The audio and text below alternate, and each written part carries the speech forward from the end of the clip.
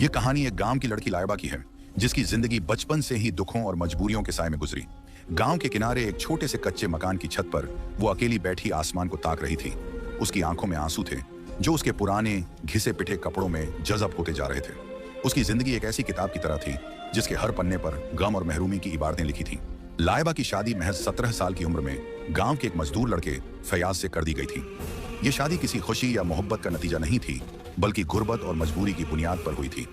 उसके वालिदैन इतने तंगहाल थे कि उन्हें लगा बेटी को ब्याह कर उसकी जिम्मेदारी से हल्के हो जाएंगे। लेकिन शादी के बाद भी लाइबा की किस्मत नहीं बदली। फयाज दिन भर खेतों में मेहनत करता और लाइबा लोगों के घरों में झाड़ू पोंछा करती। लेकिन दोनों की दिन रात की मेहनत के बावजूद भी उनकी जिंदगी में कोई खुशहाली नहीं आई। शादी को 2 साल भी नहीं हुए थे कि एक दिन फयाज खेत में काम करते हुए एक दरख्त से गिर पड़ा। चोट इतनी गहरी थी कि उसकी जान नहीं बच सकी। जब यह खबर लाइबा को मिली तो उसके पैरों तले से जमीन खिसक गई। एक झटके में उसकी दुनिया उजड़ गई थी। लेकिन उसकी तकलीफ यहीं खत्म नहीं हुई। उसके माँ बाप, जो पहले ही उसे बोझ समझते थे, अब उसे सहारा देने के बजाय और भी बड़ा मसला मानने लगे। गांव के लोग ताने कसते, फुसफुसाते कि बेवा औरत का तो जीना ही मुश्किल होता है। लाइबा का दिल छलनी हो गया था। अब उसकी जिंदगी और भी मुश्किल हो गई थी। दिन में लोगों के घरों में काम करती, कभी खेतों में फसल काटती, तो कभी लकड़ियां इकट्ठी करके बेचने की कोशिश करती। मेहनत के निशान उसके हाथों पर साफ दिखने लगे थे। चेहरे पर मुसीबतों की लकीरें उभर आई थीं। लेकिन उसकी मजबूरी का फायदा उठाने के लिए गांव के मर्द उसके इर्द गिर्द मंडराने लगे। लेकिन लाइबा अपनी इज्जत बचाने के लिए हर कुर्बानी देने को तैयार थी। वो बस अपने रब से दुआ मांगती कि उसे इन अंधेरों से निकाल दे। उस रात भी वो खेतों से लकड़ियां काट कर लौटी थी। दिन भर की थकान उसके चेहरे पर साफ झलक रही थी। घर आकर उसने पानी का एक घूंट पिया और छत पर चली गई, ताकि चांदनी रात की ठंडी हवा में कुछ सुकून पा सके। आसमान की ओर देखते हुए वो अपने ख्यालों में गुम थी कि अचानक हवा का रुख बदलने लगा। रात की खामोशी में एक अजीब सी सरसराहट गूंजने लगी।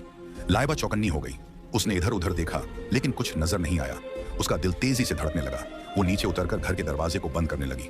लेकिन तभी उसे ऐसा महसूस हुआ जैसे कोई उसके आसपास मौजूद है। अचानक छत पर हल्की सी रोशनी नमूदार हुई। ये रोशनी आम चिराग या चांद की रोशनी से मुख्तलिफ थी। उसके साथ हवा में एक अजीब सी महक फैल गई, जैसे कोई गैर मामूली मखलूकन वहां मौजूद हो। लाइबा का दिल खौफ से भर गया। उसने हिम्मत करके ऊपर देखा तो उसे कुछ साए नजर आए। वो इंसानों जैसे नहीं लग रहे थे। उनमें से एक शख्स सबसे गदावर था, जिसकी शक्ल साफ नहीं दिख रही थी, लेकिन उसकी आंखें रोशनी की तरह चमक रही थीं। लाइबा के पांव ठिठक गए। वो धीरे धीरे पीछे हटने लगी, लेकिन वो पुरअसरार शख्स उसके करीब आ गया। डरो मत लाइबा, उस शख्स ने नरम आवाज में कहा। मैं तुम्हें कोई नुकसान नहीं पहुंचाऊंगा। लाइबा ने कांपते हुए पूछा, तुम कौन हो और मेरा नाम कैसे जानते हो? वो शख्स हल्की मुस्कान के साथ बोला, यह सवाल पूछने का वक्त नहीं है। बस इतना जान लो कि मैं तुम्हें यहाँ अकेला नहीं छोड़ सकता। लाइबा के जिस्म से जैसे जान निकल गई। खौफ से उसका बदन बर्फ हो गया। फिर अचानक वो शख्स उसकी आंखों के सामने धुंधला होने लगा और उसके होंठ किसी दुआ को बुदबुदाने लगे। जैसे ही उसने फिजा में कुछ पढ़कर फूंका, लाइबा को चक्कर आने लगे, सर घूमने लगा और फिर वो बेहोश होकर गिर पड़ी। सुबह जब उसकी आंख खुली तो वो अपने कमरे में थी। उसका पूरा जिस्म सुन्न पड़ चुका था। रात का हर मंजर उसकी आंखों के सामने घूमने लगा। वो खौफ और उलझन में थी। वो शख्स कौन था और कौन उसे यहाँ लाकर छोड़ गया था? एक दिन जब वह खेतों में काम कर रही थी, उसे एक छोटा सा बच्चा रोता हुआ नजर आया। उसकी हालत बेहद खराब थी और शायद वह अपने माँ बाप से बिछड़ गया था। उस बच्चे की हालत देखकर लाइबा का दिल पिघल गया। उसने उसे अपने साथ ले जाकर खाना खिलाया। लेकिन वह बच्चा अजीब था। उसकी नीली आंखों में ऐसी कशिश थी जो लाइबा को कहीं पहले देखी हुई लगती थी, पर कहां, यह याद करना मुश्किल था। खाना खाते ही वह बच्चा अचानक वहां से भाग गया। लाइबा ने उसे बहुत ढूंढा, मगर वह कहीं नहीं मिला। यह घटना उसे अजीब लगी, लेकिन उसने इसे अपनी थकान का वहम समझकर नजरअंदाज कर दिया। पर रात को जब वह अपनी छत पर लेटी थी तो वही बच्चा उसकी यादों में गूंज रहा था। उसकी नीली आंखों की चमक और उनके पीछे छिपा अजीब सा सुकून लाइबा के दिल में हलचल मचा रहा था। ऐसा लग रहा था जैसे वह बच्चा उससे कुछ कहना चाहता था, लेकिन उसकी बात समझना नामुमकिन था। अगली सुबह जब लाइबा जंगल में लकड़ियां इकट्ठी करने गई तो उसे एहसास हुआ कि कोई उसके पीछे चल रहा है। उसने मुड़कर देखा, मगर वहां कोई नहीं था। लेकिन उसके कदमों की आहट के साथ साथ किसी और के कदमों की हल्की छाप सुनाई दे रही थी। घबराकर उसने तेज कदमों से चलना शुरू किया, मगर वह आहट उसके साथ साथ बढ़ती रही।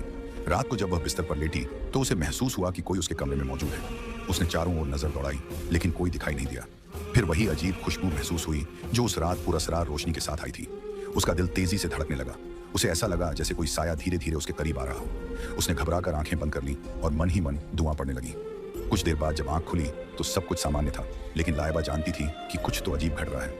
एक दिन जब वह गांव के कुएं पर पानी भरने गई तो वहां उसे गांव की एक बूढ़ी औरत मिली। वह औरत हमेशा अकेली रहती थी और उसके बारे में कई अजीबोगरीब कहानियां मशहूर थीं। वह लाइबा के पास आई और धीमे स्वर में बोली, बेटी, मैंने तुम्हारे साथ जो कुछ हुआ है उसे महसूस किया है। वो बच्चा जिसे तुमने देखा था एक आम बच्चा नहीं था। लाइबा के रोंगटे खड़े हो गए। उसने घबरा कर पूछा, आप ये कैसे जानती हैं? वह कौन था? लेकिन उस औरत ने कोई जवाब नहीं दिया। वह बस एक गहरी नजर लाइबा पर डालकर वहां से चली गई। लाइबा के दिल में अजीब सी बेचैनी समा गई। उसने खुद को समझाने की कोशिश की कि यह सब उसका वहम था, लेकिन दिल था कि मानने को तैयार नहीं था। इस बीच उसकी सास और नंदों का रवैया और सख्त होता जा रहा था। उसकी सास ताने मारती, तेरे जैसी मनहूस औरत की वजह से मेरा बेटा मरा, तू यहाँ से चली जा वरना एक दिन मैं तुझे खुद बाहर निकाल फेंकूंगी। नन्ने भी तंज कसती, तेरी वजह से हमारी शादी नहीं हो रही, तू कोई जादूगरनी लगती है। लेकिन लाइबा की जिंदगी अब सिर्फ घर वालों के सितम तक सीमित नहीं थी। जब से उसने उस बच्चे को जंगल में खाना खिलाया था, तब से अजीबोगरीब घटनाएं होने लगी थी। एक दिन उसकी सास उस पर आग जलाने में देर करने पर बेतहाशा गुस्सा हो गई और उसे पीटने के लिए एक मोटा डंडा उठा लिया। लेकिन जैसे ही वह लाइबा की ओर बढ़ी, अचानक किसी अनदेखी ताकत ने उसका पैर खींच लिया। वह जोर से गिरी और वही डंडा उसके सिर पर आ लगा। दर्द से चीखती हुई वह अपने कमरे में चली गई। लाइबा अवाक थी। यह कैसे हुआ? क्या कोई था जो उसकी हिफाजत कर रहा था? मगर कौन? कुछ दिनों बाद एक रात उसकी नंदें उसे कमरे से निकालने की साजिश करने लगी। उन्होंने उसका बिस्तर बाहर फेंक दिया और उसे खींचते हुए दरवाजे की ओर ले जाने लगी। तभी कमरे में एक अजीब ठंडक छा गई। हल्की नीली रोशनी हर तरफ फैल गई और फिर उस रोशनी के बीच एक बड़ा खौफनाक साया नमूदार हुआ। ननदों की चीखें निकल गईं। लाइबा पत्थर की तरह जमी खड़ी रही। उस साये की मौजूदगी ने सबको सहमा दिया था। गांव में कोई नहीं जानता था कि यह सब क्या था। कोई इसे दैवीय शक्ति मान रहा था तो कोई किसी जादू का असर। लेकिन लाइबा को यकीन था कि यह सब उस रहस्यमयी बच्चे से जुड़ा था। वह कौन था और उसकी जिंदगी में क्यों आया था? इसका जवाब अभी बाकी था। गांव की उस रात का सन्नाटा घना हो चुका था। हवा सरसराती हुई पेड़ों की शाखाओं को हिलाती एक अजीब सा खौफनाक माहौल बना रही थी। वह दोनों नंदें कांपती हुई वहीं जमीन पर बैठ गईं। उनमें से एक ने कपकपाते हुए कहा, यह क्या था? इसके फौरन बाद वह साया उनकी नजरों से ओझल हो गया, लेकिन उनके दिलों में जो दहशत बैठ गई थी उसे मिटाना नामुमकिन था। वे दोनों सर पर दौड़ती हुई वहां से भाग निकली, लेकिन जो कुछ हुआ था उसके असरात अब भी घर में बाकी थे। घर के अंदर माहौल पहले ही तनाव से भरा था। लड़की की सास ने जब यह सब महसूस किया तो उसके माथे पर शिकन और गहरी हो गई। वह बार बार दोहराने लगी, इस लड़की के साथ कोई साया है, यह हमें बर्बाद करने के लिए आई है। पहले इसकी मनहूसियत ने मेरा बेटा खा लिया, अब यह पूरे खानदान को खत्म करना चाहती है। वह दिन रात मौलवियों और आमिलों को बुलाने की बातें करती। उसका इरादा साफ था, किसी भी तरह इस लड़की को घर से निकाल देना था। लड़की खौफ से कांपने लगी। उसके अंदर बस एक ही डर था, अगर उसे इस घर से निकाल दिया गया तो वह कहां जाएगी? उसके अपने पिता पहले ही उसे त्याग चुके थे। उन्होंने बहुत पहले साफ लफ्जों में कह दिया था, अब तेरा जीना और मरना तेरे ससुराल में है, इस घर से तेरा कोई ताल्लुक नहीं, दोबारा यहां कदम मत रखना। अब उसकी सास ने गांव के एक मौलवी को बुला लिया। मौलवी ने घर में दाखिल होते ही कहा, यह लड़की मनहूस है, इस पर किसी जिन्न का साया है, इससे जितनी जल्दी हो सके जान छुड़ा लो। बस फिर क्या था, उसकी सास ने फैसला कर लिया कि इसे घर से निकाल फेंकना है। और एक रात जब अंधेरा अपनी पूरी ताकत से गांव को ढक चुका था, लड़की को धक्के देकर घर से बाहर निकाल दिया गया। वह बहुत रोई, गिड़गिड़ाई, अम्मा मुझे मत निकालो, मेरे पास रहने के लिए कोई दूसरी जगह नहीं है। मगर उसकी सास के दिल में जरा भी रहम न आया। अब वह रात के अंधेरे में अकेली खड़ी थी। उसकी दुनिया पूरी तरह अंधेरी हो चुकी थी। दिल फट रहा था और आंखों से बेतहाशा आंसू बह रहे थे। अब कहां जाऊं? उसने खुद से पूछा। जिस घर में पैदा हुई वहां लौटने का कोई हक नहीं बचा था। ससुराल उसे मनहूस समझकर छोड़ चुका था। गांव की सुनसान गलियों में वह अकेली भटकती रही। चांदनी रात थी, मगर उसके दिल का अंधेरा इतना घना था कि चांदनी की रोशनी भी फीकी लग रही थी। थकान और डर के बावजूद वह चलती रही। कुछ दूर जाने के बाद उसे गांव के एक कोने में एक झोंपड़ी से रोशनी झलकती दिखी। हिम्मत करके उसने दरवाजे पर दस्तक दी। अंदर से एक बूढ़ी औरत निकली। उसका चेहरा झुर्रियों से भरा था, मगर आंखों में एक अजीब तरह की नरमी थी। उसने लड़की को हैरत से देखा और पूछा, बेटी इस वक्त यहाँ क्यों भटक रही हो? यह वक्त और यह जगह औरतों के लिए महफूज नहीं है। लड़की रोते हुए अपनी पूरी दास्तान सुना गई। बूढ़ी औरत उसकी बातें सुनकर दुखी हो गई। फिर उसने धीरे से कहा, यह दुनिया बहुत जालिम है बेटी, मगर अल्लाह किसी न किसी तरह रास्ता दिखाता है। आओ अंदर आ जाओ, तुम्हें कुछ दिन के लिए मेरे पास पनाह मिल सकती है। लड़की उसके साथ घर के अंदर चली गई। वहां सब कुछ सादा और पुराना था। एक कोने में चूल्हा जल रहा था और दीवार के साथ एक पुराना पलंग रखा था। बूढ़ी औरत ने उसे खाने के लिए रोटी और दाल दी। कई दिनों के भूखे पेट के लिए यह किसी नेमत से कम नहीं था। खाना खाकर लड़की बिस्तर पर लेटी, मगर उसे नींद नहीं आई। वह अपने ससुराल की बेरहमी और बूढ़ी औरत की नेकी के बारे में सोचती रही। सुबह होते ही लड़की ने बूढ़ी औरत से कहा, अम्मा आपने मुझे पनाह दी, इसके लिए मैं आपकी शुक्रगुजार हूँ, मगर मैं हमेशा आप पर बोझ नहीं बन सकती। मेरे लिए कोई नौकरी ढूंढ दें ताकि मैं अपने पैरों पर खड़ी हो सकूं। बूढ़ी औरत ने हमदर्दी से सिर हिलाया, फिर कुछ सोचकर बोली, गांव के करीब एक वीरान इलाका है, वहां एक बड़ी हवेली है, शायद वहां काम मिल जाए, लेकिन लोग वहां जाने से डरते हैं। लड़की ने पूछा, अम्मा हवेली कैसी है? लोग वहां जाने से डरते क्यों हैं? बूढ़ी औरत ने गहरी सांस ली और कहा, बेटी ये दुनिया जालिम भी है और पुरअसरार भी। हवेली के बारे में कई कहानियां मशहूर हैं। कुछ कहते हैं कि वहां आसब का साया है और कुछ कहते हैं कि वहां के मालिक अजीबो गरीब हैं। मगर अगर तुम्हें अपनी जिंदगी संवारनी है तो तुम्हें हिम्मत करनी होगी। अगली सुबह बूढ़ी औरत लड़की को उस वीरान इलाके तक ले गई। रास्ता सुनसान था। हवा पेड़ों की शाखों को झकझोर रही थी, जिससे अजीब खौफनाक आवाजें उठ रही थीं। दूर एक बड़ी और पुरानी हवेली नजर आई। चारों तरफ ऊंचे ऊंचे दरख्त थे। हवेली की दीवारें खस्ता हाल थीं, मगर उसकी शान अब भी झलकती थी। बूढ़ी औरत ने दरवाजे पर दस्तक दी। कुछ लम्हों बाद एक पुरानी मुलाजिम ने दरवाजा खोला। उसने अंदर बुलाया और कहा, मालिक ऊपर हैं, वे तुमसे बात करेंगे। हवेली के अंदर का मंजर और भी खौफनाक था। हर तरफ धूल थी, कमरे वीरान थे और दीवारों पर लगी तस्वीरों में अजीब सी आंखों वाले लोग नजर आ रहे थे। मालिक, एक दरमियानी उम्र का शख्स, एक बड़े कमरे में बैठा था। उसकी आंखों में एक अजीब सी कशिश थी। उसने कहा, तुम्हें यहाँ काम करना होगा, सफाई, खाना बनाना और हवेली का ख्याल रखना, लेकिन हवेली के कुछ हिस्सों में जाना मना होगा, खासतौर पर ऊपर की मंजिल पर। लड़की ने सिर हिला दिया। उसके पास कोई और रास्ता नहीं था, मगर उसे नहीं पता था कि यह हवेली, जिसे वह अपनी नई पनाह समझ रही थी, उससे कहीं ज्यादा खतरनाक थी जितना उसने सोचा था। एक रात जब वह अपने कमरे में सो रही थी तो अचानक उसकी आंख खुली। उसे महसूस हुआ कि दरवाजा धीरे धीरे खुद ब खुद खुल रहा है। पहले तो उसने सोचा कि शायद हवा के झोंके से होगा, लेकिन जब ध्यान दिया तो हवा का नामो निशान तक नहीं था। हिम्मत जुटाकर वह उठी और दरवाजा बंद कर दिया, लेकिन जैसे ही वह पलटी, उसकी नजर कमरे के कोने में पड़े एक साए पर पड़ी। वह साया बस कुछ पलों के लिए दिखा और फिर अंधेरे में गुम हो गया। यह देखकर उसके चेहरे का रंग उड़ गया।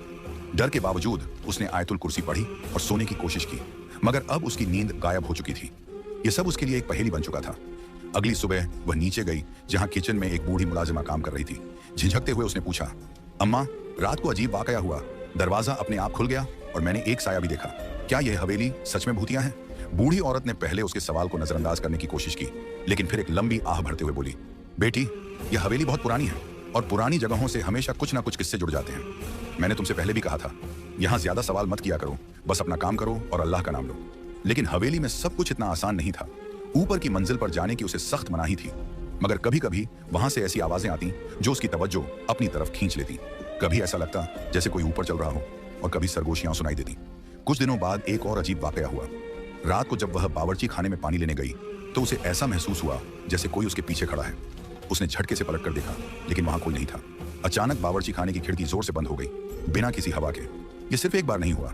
जब भी वह रात के समय अकेली होती, उसे किसी की मौजूदगी का एहसास जरूर होता। फिर एक रात जब सब सो रहे थे, उसने फैसला किया कि वह हवेली के सबसे बड़े राज का पर्दाफाश करेगी।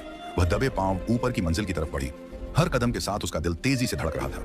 ऊपर पहुंचते ही उसने देखा कि एक बड़ा दरवाजा था, जिस पर अजीब सी अलामत बनी हुई थी, एक ऐसी निशानी जो उसने पहले कभी नहीं देखी थी।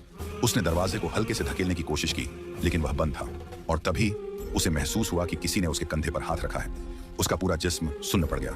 जब उसने हिम्मत करके पीछे देखा तो वहां कोई नहीं था। खौफ के मारे वह लड़खड़ाती हुई नीचे भागी और अपने कमरे में जाकर दरवाजा बंद कर लिया। अगली सुबह हवेली के मालिक ने उसे बुलाया। वह बेहद गंभीर नजर आ रहा था। उसने कहा, मैंने तुम्हें पहले ही मना किया था कि ऊपर मत जाना। अगर तुम्हें यहाँ रहना है तो मेरी बात माननी होगी। लड़की ने डरते हुए माफी मांग ली, मगर अब उसके अंदर शक घर कर चुका था। हवेली में कुछ तो ऐसा था जो मालिक और बूढ़ी मुलाजिमा उससे छुपा रहे थे। रातें गुजरती रहीं, मगर हवेली की रहस्यमयी आवाजें, सरगोशियां और अजीब घटनाएं उसका पीछा नहीं छोड़ रही थी।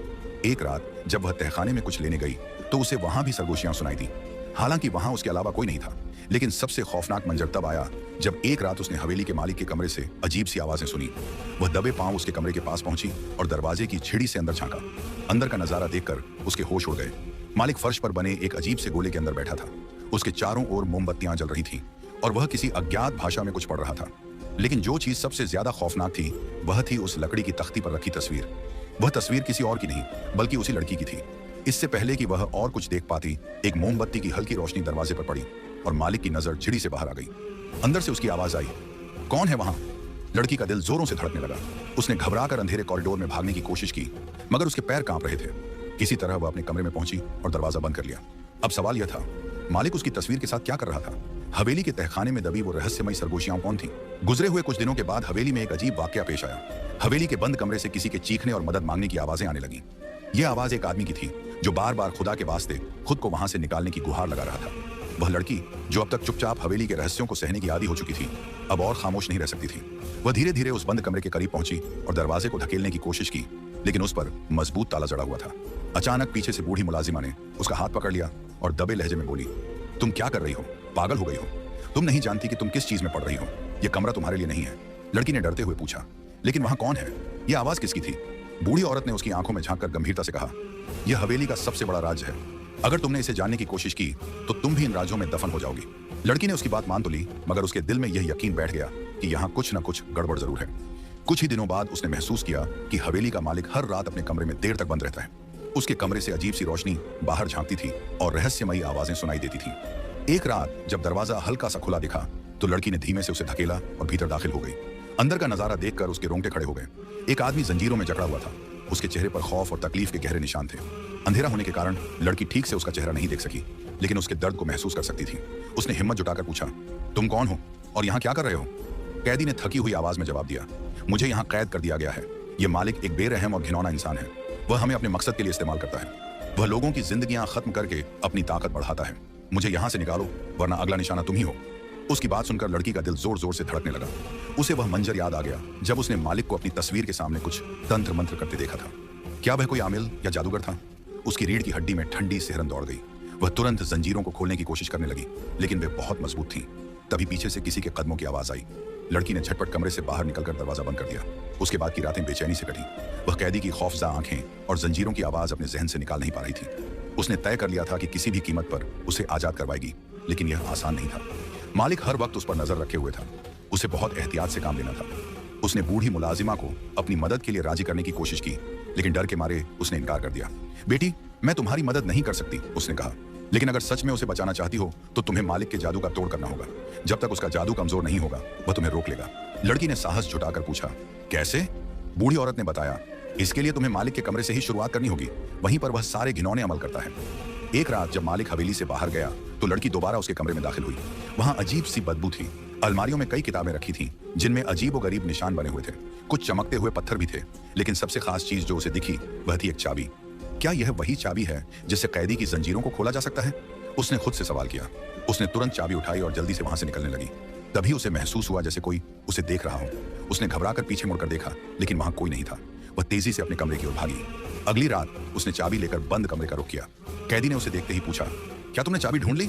उसने जल्दी से चाबी निकाली और जंजीरों को खोलना शुरू किया। एक के बाद एक जंजीर खुलती चली गई। जैसे ही आखिरी जंजीर खुली, कैदी ने उसके हाथ थामकर कहा, तुमने मेरी जिंदगी बचा ली।